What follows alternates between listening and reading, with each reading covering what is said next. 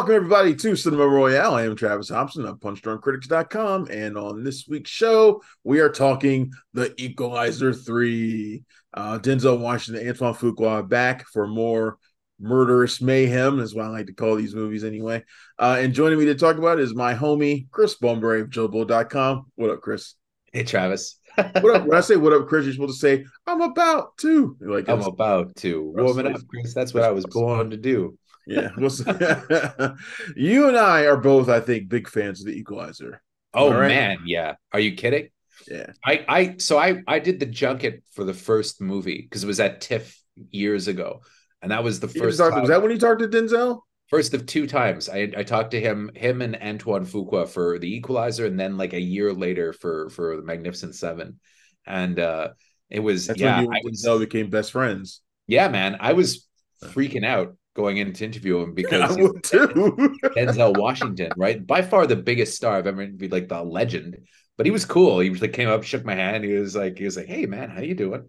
And he's got that smile, right? That Denzel Washington smile that's like, weaponized. Yeah. But I just posted a flashback clip of it, like as a YouTube short today, where him and Fuqua, they were just bickering like an old married couple about how many people he kills.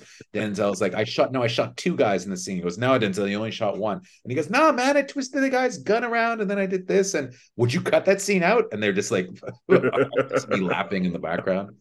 But I love these movies too. Me too. Oh, me too. I was curious about what they were going to do with this third one because it's probably the last one. I mean, I don't know. It kind of feels like it should be. This making a lot of money though. It's like it did well. Like these movies do well. That's the thing, and they're not that expensive. The first two movies made like the exact same amount of money. It's like this. If you like the first one, you went to see the second one, and like nobody, and you'll go see the third one. Like the audience doesn't grow; it just kind of stays the same. I imagine it'll be the same with this one, maybe, or this one might make less just because the way the climate is out there, but the box office and everything. But yeah, but it'll do well on streaming and it'll do well. Oh yeah. There's interest. My review of it is already like 150,000 views, which is the most I've had for anything in a long time. So there is interest for these movies out there. Yeah, and the Joe Blow audience, at least they're all going to see it. Yeah, they're solid action movies. And in this third one, Denzel's Robert McCall finds himself battling the mob in Sicily, which is they haven't got a chance. An interesting turn for him. Now this one starts off super violent. He basically takes out a whole ultra violent, really violent. It starts he was like violent. He's like Jason in it. He's like a slasher almost. Like I feel like he could go up against. There's one particular scene where he does come across like a slasher movie villain at one point. He could go up against like Freddy or Jason, and his kill counts are on probably more than theirs at this point. Like, and he's as creative with the violence as they are. Okay, but that said, though, in the early going, he almost gets Omar Littled, and he gets shot by a little kid. Yeah, mercy. When he lets his guard down and he's injured, and it sets the stage for him to go to this small village in Italy. Get away from that. Did you notice though in that first scene though he like tries to kill himself, but his gun is empty?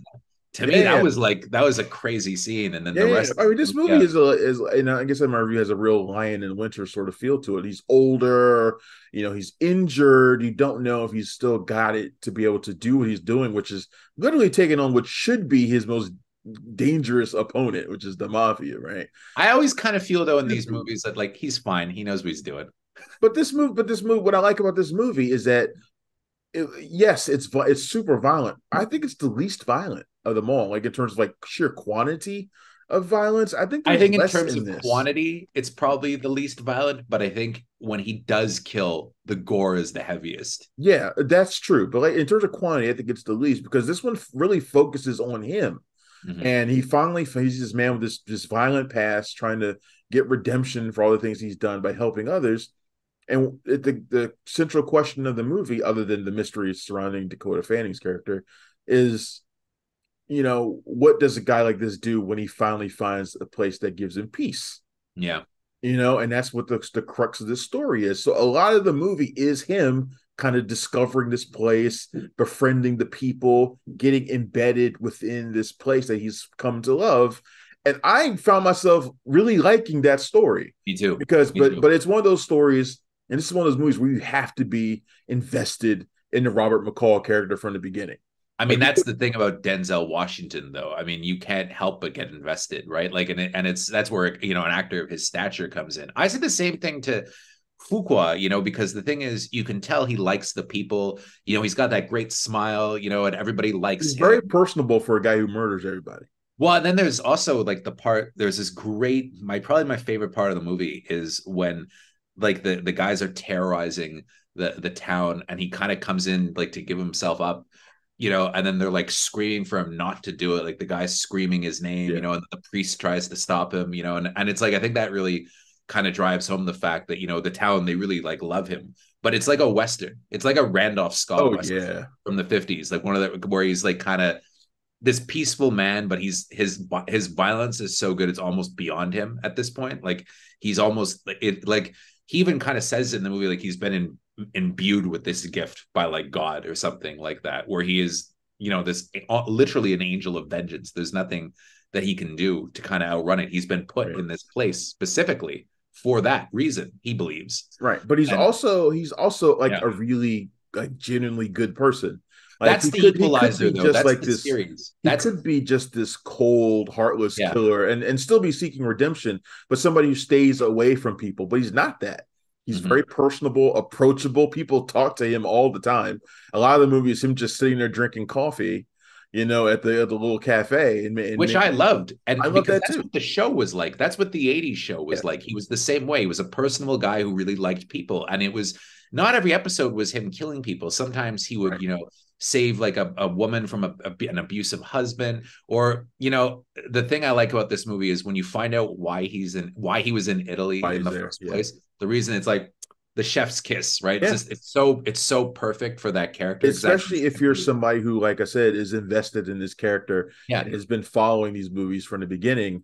It's a nice little, like, you know, like you said, a nice little chef's kiss, like this, like a reward for you for being invested all this time. That's what he would. It's you buy it. You like, yeah, he would do that. That's why he would be there. It makes sense, and it's the same way in the second movie. He's on the train. He saves the girl, you know, and it's this guy will go to the end of the earth and take on overwhelming odds if he's gonna. And for something just as simple as, oh, you know, he seemed like he needed help or something like that. You know, they were in his Uber, they were in his Lyft. He's a Lyft driver, right? And then he was all of a sudden he was talking to him. And I really liked in the second movie how they had him do little things on the side that weren't necessarily violent, like when he reunites the Holocaust survivor with his sister, you know, at the end of the movie. And that had nothing to do with violence. That was just him being a good person, you know, and having access to information. Same thing, training the guy in the first movie to be a security officer.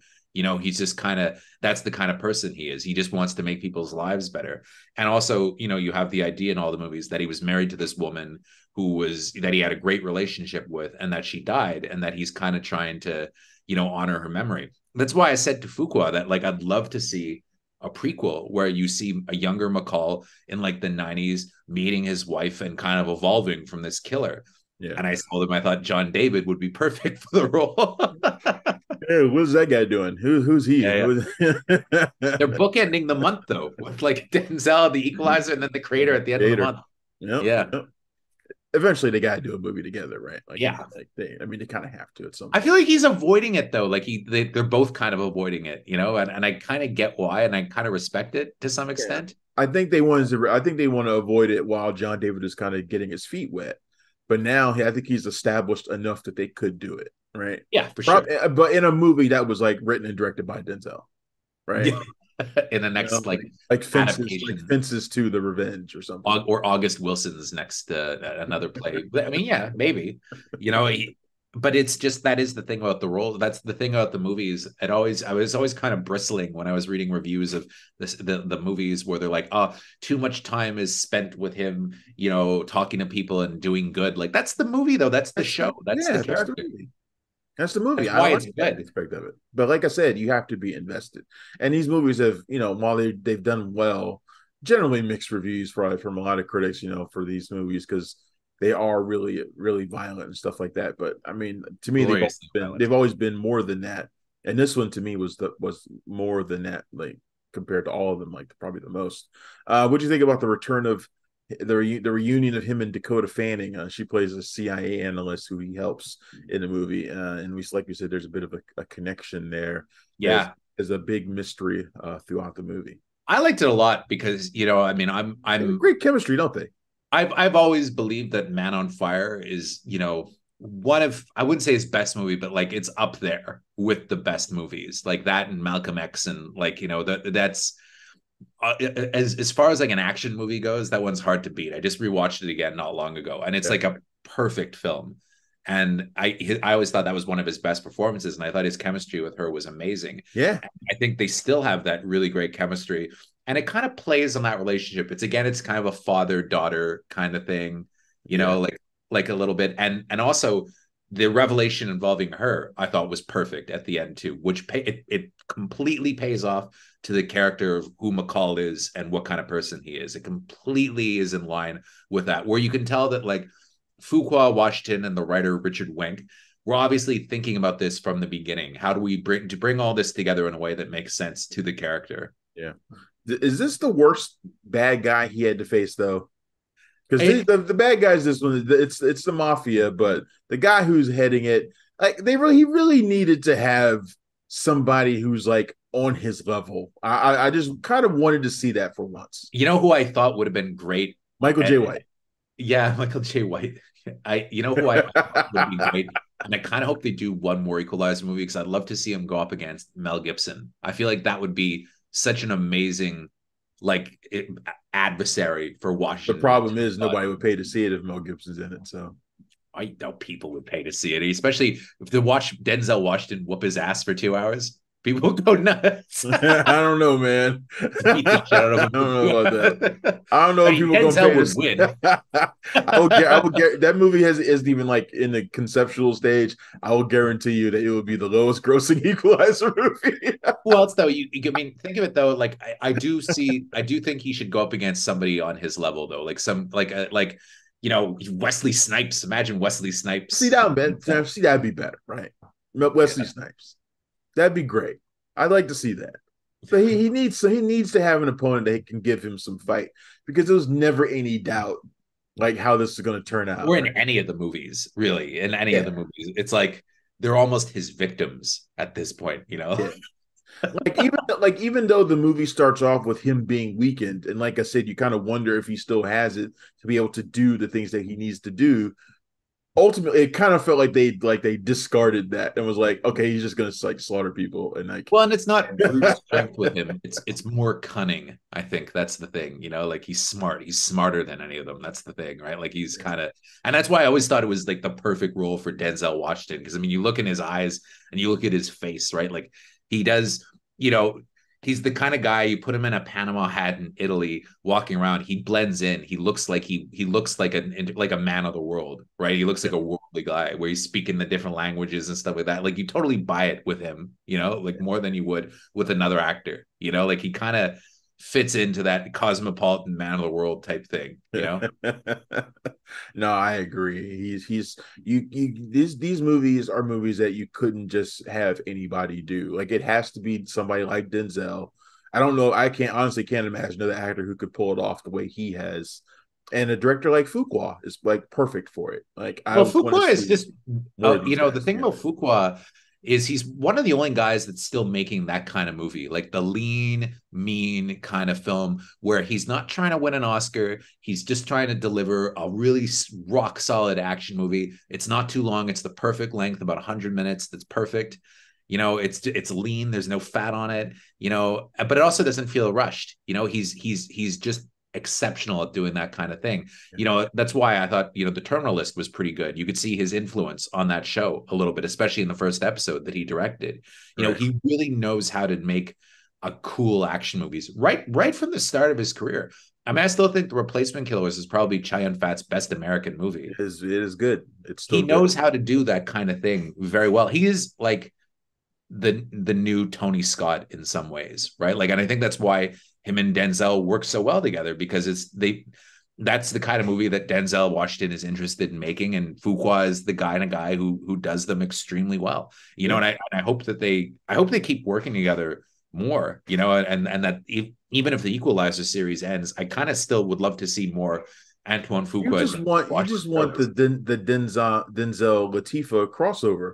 That's what you just want to keep doing it until you can get that. I feel like they're not thrilled about that show being on, though. Like, that's kind of the attitude I get from that, because they're not producers on it. Like, I think I don't know if they're actually really happy with like having a competitor, but I feel like the audience for that is different than the audience for the movie. That's probably true.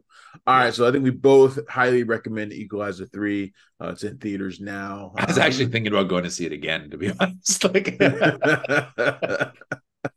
I wouldn't mind seeing it again, but when do I get to see a cool action movie? You know, like it's gonna the bad guys are gonna get beat. You know, like it's like he's gonna beat the shit out of some guys. And the other guy who my buddy who writes for us too, he saw Beaten to Death.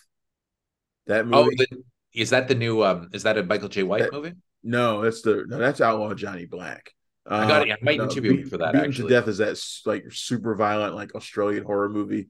It's just like basically a guy just gets tortured for however long the movie is. It's super violent. He gave it a really good review. I want to go. Who's in it? Who's in that one? Nobody famous at all. So I was going to maybe interview Michael J. White for Outlaw Johnny Black. I love Black Dynamite.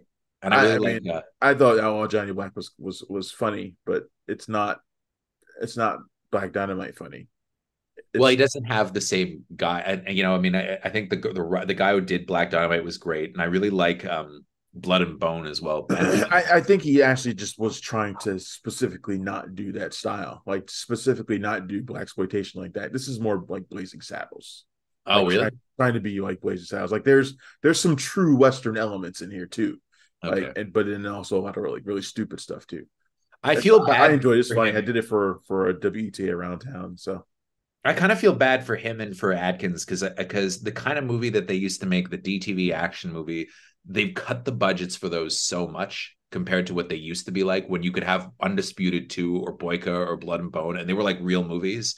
Yeah. And now, I saw a bit of Welcome to Sudden Death on TV, and it was just like the way that the budget has been trimmed on those things. I don't know. It makes me wonder how much money we're going to have for our action movie. Like, I don't know what kind of budget we're going to be able to command.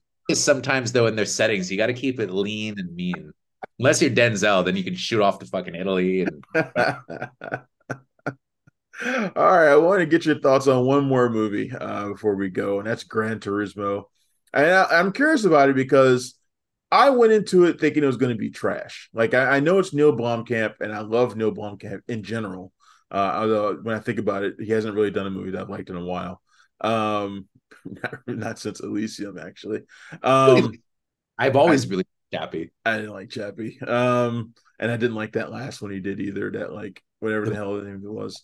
Terrible though. Yeah. So, but Gran Turismo, which is based on the best-selling video game franchise. Racing franchise, but this isn't really about the game unless you consider it like a big commercial for the game, in which the movie is about look how realistic our game is, that you can take a gamer and make him into a real racer. And yet, so I thought that's all it was going to be. It was just some stupid commercial for it, but it's actually a really compelling racer.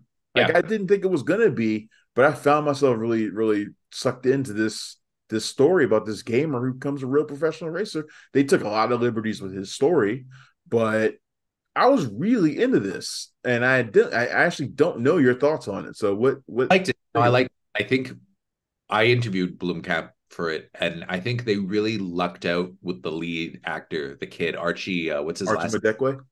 Yeah, I think they really lucked out with him. Like they got a really Part of Stone also a couple weeks ago.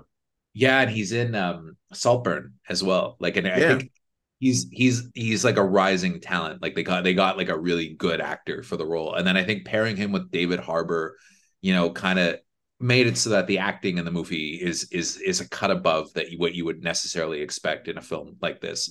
And I think Blomkamp did a good job keeping it, visually interesting. The pace is good, and it has kind of an unconventional cast too. Like I like Jerry Halliwell in it as the mom. I was just about to mention Ginger Spice. Yeah, and her husband is like the head of the Red Bull F1 team. I liked seeing Orlando Bloom in there. It was cool. Orlando Bloom is like sort of playing a type. in the I mean, movie. Like you can like I like Orlando Bloom, but you can like really seeing him trying to play like your mic keeps cutting out. I couldn't hear you. same as Damon Hunsu, like he could play that role in his sleep at this point, the disapproving father, you know. But no, I thought it was well made. I kept my attention the whole time. I thought the action was good. The racing scenes were great. You know, there haven't been a lot of great racing movies. I mean, it's a lot better than Driven. It's a lot better than probably I like Days of Thunder, but it's a better racing movie. It's not better than Rush. No, it's not better than Rush, and Rush is awesome. it's not better than Ford v Ferrari either. But I think it's Right. in the middle, like a middle rung movie, like pretty good. Yeah, I mean, it's in terms of video game movies that aren't really about the video game, it's better than Need for Speed. It's a great way in to that premise, like having this true story, because it is a fascinating story. Yeah, yeah.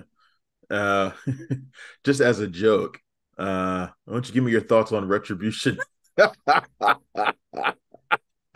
I did you see it? Yeah, it's I thought it was awful.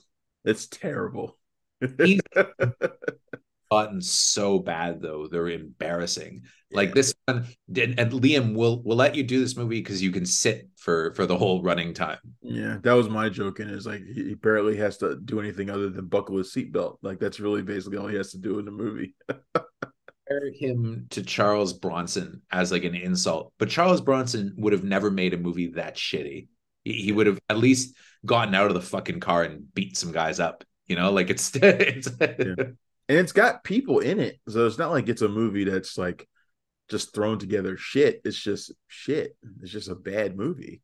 I feel like Neeson just could give less of a shit. Oh, no, he did not care.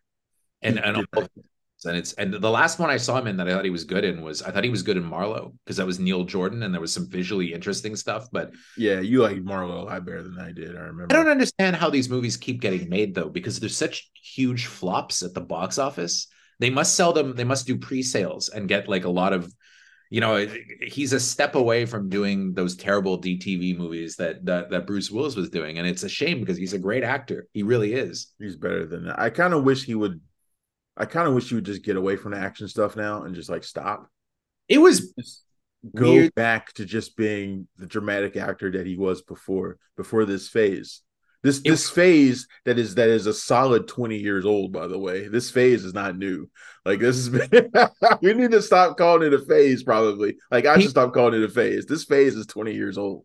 And seeing him with Embeth Davidtz, because I was thinking like 30 years ago they did Schindler's List together, and then Davidtz. Follow-up was Retribution. I mean, she looks great. She looks like she looks she did in Schindler's List. I think of Embeth Davidtz. What was that other movie she was in? She was in Junebug with what's his name? And Fallen with Denzel. Yeah, I like Embeth Davidtz. I don't like this movie though. Retribution was really awful. Oh man, it was really, and he's got like 3 other ones coming out like next year. Yeah, he's just cranking them out, man. Maybe he just figures, you know, how many more of these do I have to do? I might as well just keep doing them and making money. No, he said he was done though. He said he was done a few years ago, and it just didn't stop. Yeah. Which tells me this is probably all the kinds of script he's getting now. Yeah, I think so. I think he's gotten super typecast in these kinds of roles. I think he's gone different kinds of roles if he could get those kinds of roles anymore. I think people, but I think he's pigeonholed. He got pigeonholed as murder grandpa, and now that's kind of just the way people look at him now, and it's kind of sad because he's capable of so much more. We know, but it just doesn't seem like that's where he's going to be ever again. Road, I think the person who he kind of should have been more like is Denzel, because Denzel, after he did Man on Fire, could have just churned out action movies nonstop for the next 20 years, because that was like his first real action movie, I would say, right? And like not exactly, but pretty close. Yeah, he's had other ones before, but yeah, but that was like one of the first ones that really made a big impact, I would say. I mean, there was Virtuosity and stuff, and Ricochet, but you know, this was, I feel like he could have just started churning out action movies after he did that, and could have maybe ended up in the same place as Liam Neeson. But he knew that, you know, you can do one every few years, but then you got to do some other stuff in between that's kind of interesting and that pushes the craft. And that was where they kind of Whereas Neeson just kept churning out action one after another after another. Yep. At all and all not that different from each other. Like even when he would like get away from like Taken, like the movies might as well have just been another Taken movie. Like they weren't substantially different in any kind of way. So it's like he's just that guy. On a like a sliding scale of quality. Like I think his last good one was probably The Marksman, which was okay. He's got one actually. He's got a movie at the Venice Film Festival, his next action movie, In the Land of Saints and Sinners, which I find strange that they're showing it there, but I feel like it'd be good. I mean, I when I see his movies and he's doing the Ice Road 2, who was asking for that? I just had like the loudest vehicle ever like drive past my window. So it's just like, I hope anybody heard what you said. And he's doing the Ice Road 2. I mean, who's waiting for that? Yeah, it's garbage, man. It's so sad. Yeah, he really should be doing more like Denzel. Denzel's got the road map. He does for aging gracefully into his career, man. It's just perfect. I feel like if he got the script for Retribution, he'd probably like throw it at whoever brought it to him. So. Get the fuck out. But what if Fuqua was attached to it, though? I actually think if it was Denzel and Fuqua, they might make a half decent movie out of it. They would rewrite it so that he got out of the car. A different movie, though. Out of he'd move around and stuff like that, probably. It reminded me of that movie Getaway. You remember that movie Getaway? Ethan Hawke, sure, it's Selena Gomez. Ethan Hawke and Selena Gomez. Everything reminds me of that movie, though. I hate that movie to death. But like anything that involves cars reminds me of Getaway because I'll never forget that screening, sitting there watching that movie, like, what the fuck am I watching? I mean, everybody wants to be Speed. I think one of the best Speed clones, though, for me was Cellular. I thought that was really well done. It's not bad. It's not bad. That Cohen script, like it was kind of, and it was smart because it was a phone that you could move around and you could go do things, right? Yeah.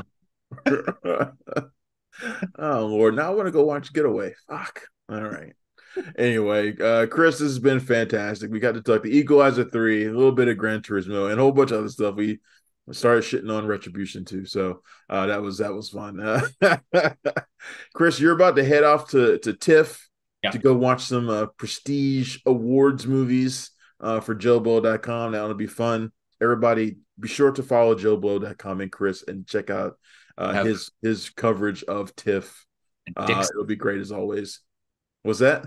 My review of Dix the Musical. I actually want to see that.